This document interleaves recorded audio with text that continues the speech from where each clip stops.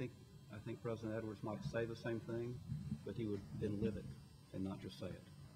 Right. Look, I mean, I think words are one thing, and you know, I will praise the Bush administration for their AIDS initiative. But having just come back from Africa, you know, in areas where they're providing the antiretroviral drugs, there's no food.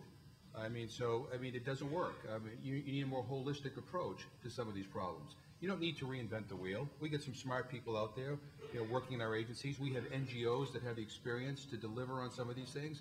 What we need is the political will, you know, to actually get the job done. So if we're going to commit ourselves to ending hunger or to helping developing countries develop through, you know, increasing educational opportunities, we need to deliver. That means putting the money on the table, working with the international community, working with the private sector, whatever.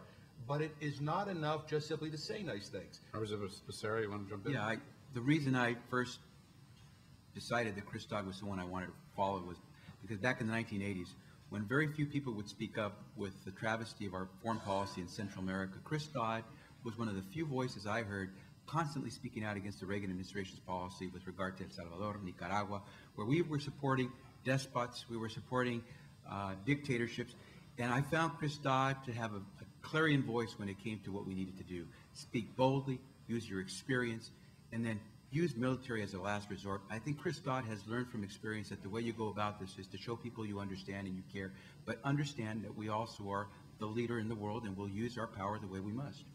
Go ahead. I know I haven't answered a couple of questions at all, so I'd like to answer this one twice.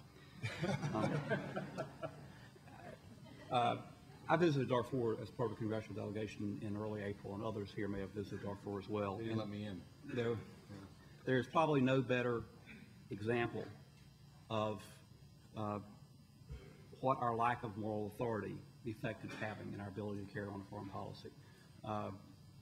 I fault the Bush administration. I don't think we're doing enough. In fairness to the Bush administration, we probably are doing more than anybody else in the world. Well, that's their point. But well, And that's their point. But the point. But are we doing more harm or good in what we're doing? Is that we should be in a position to shame the rest of the world to join with us to end the genocide in Darfur. We should be able to shame the Chinese not to stand in the way of a Security Council resolution that would put 26,000 peacekeepers in Darfur, whether the Bashir regime agreed to it or not. We don't care. I don't care about the sovereignty of the Bashir regime. If you are committing genocide against your own people, you have forfeited your sovereignty. Frank, I have to disagree. I have to disagree with my good friend Brad and those who just applauded. I don't think we need to shame anyone. I think, unfortunately, our problem is that we have condescended too often, and shaming other countries, I think, just gets us further down that road of distancing ourselves from those people whom we have to treat as friend and partner and ally. I believe that we can easily shame anyone we wish in private, but I don't think it does any good to go out there and publicly try to shame folks. I think what we have to do is make amends for our policies that are quite honestly shameful in the eyes of many other people around the world. And we have to go out there and show that we are true partners. I think President Dodd understands that. That's the thing I love about him so much is he tries to make friends, but he feels very comfortable in his skin and is willing to be bold and aggressive if necessary. We have a few minutes left. A couple of other things I want to get to here that are slightly different subjects in some specifics. Global health. Specifically, what is your candidate going to do to augment, recognize, prioritize programs in global health? Tony? Well, I think I alluded to it earlier, starting with HIV/AIDS. Some of us acknowledge the President made a significant financial commitment to that. He would sustain that commitment. I think he'd increase that commitment. But again, it's not just the money you spend, it's how you spend it. So revisiting some of these programs, some of the conditions on the programs make no sense. They're counterproductive, in particular the abstinence-only requirement. Okay, now let's bounce over to Senator Dodd.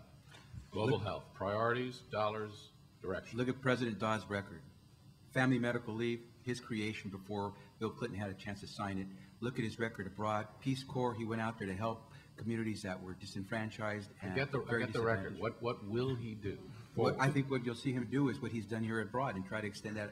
I mean, what he's done here at home to try to do that abroad, and that is to extend to a lot of people the opportunities to have at least the preventative health care that we can easily afford because it's the most cost-effective way to help I don't communities. understand. How is the United States offering preventative health care to through public health abroad? AIDS prevention is Okay. one quick way. I'm just You trying can to get you try to be disease- specific here. Disease prevention, another quick way. I think if you've ever been a Peace Corps, Frank, you'd find out there are a lot of easy ways to try to help. Peace Corps volunteer, you'd find there are a lot of easy ways to try to help a lot of communities without spending a whole lot of money. You don't have to be creative other than to help people find fresh, clean drinking water, help them avoid some of the diseases that are easily contracted, and showing that you're going to be a partner to try to help invest in those countries.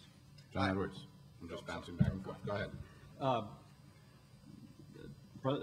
Senator Edwards has called for $5 billion more a year initially in foreign assistance. A big portion of that will go to preventative health around the world, to addressing the fact that 10 million children a year die before the age of 5 of preventable diseases.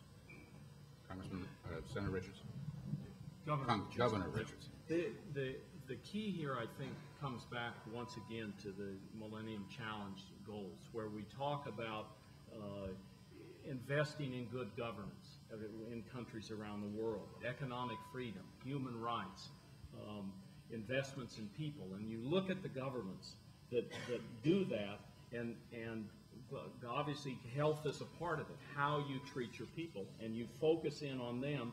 And you walk the talk. I mean, the big problem here is, as I think all of us have identified, is President Bush lays the goals out there, talks about all the money, and then it never materializes. He doesn't fight for it in the Congress. He doesn't produce. And that, I think, would be the difference with President Richardson. And he would step out, he would engage the Congress, he would get it done. Specifically, global health. Senator. There are answers I've given before.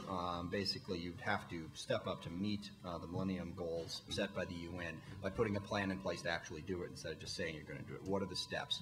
And I think one of the key steps would be to form a global health fund and to leverage, again, all those private sector groups as well as the public sector groups that are working on this in a variety of different ways. There are a lot of fantastic ideas out there. They just don't have scale and they don't have coordination.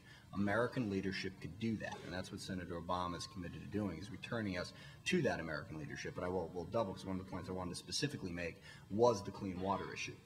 That drives global health as much as anything, is that so many people in this world do not have access to drinking water that isn't going to seriously infect them. And there are a lot of good ideas out there being developed how to combat that problem. I think that has to be at the top of the list of global health concerns. Well, look, adequately fund the accounts that exist to deal with child health issues, to deal with vaccines, to deal with clean water. You know, let's take a page out of Jeffrey Sachs' book and provide mosquito nets to people before they need malaria drugs. You know, let's understand that education is a key component to public health. I mean, this is you know, through education, you can teach people how not to get AIDS. It is vitally important that we support education. Senator Clinton has her Education for All bill. Food. You know, there are a lot of problems in this world that cannot be solved in my lifetime. Hunger is not one of them.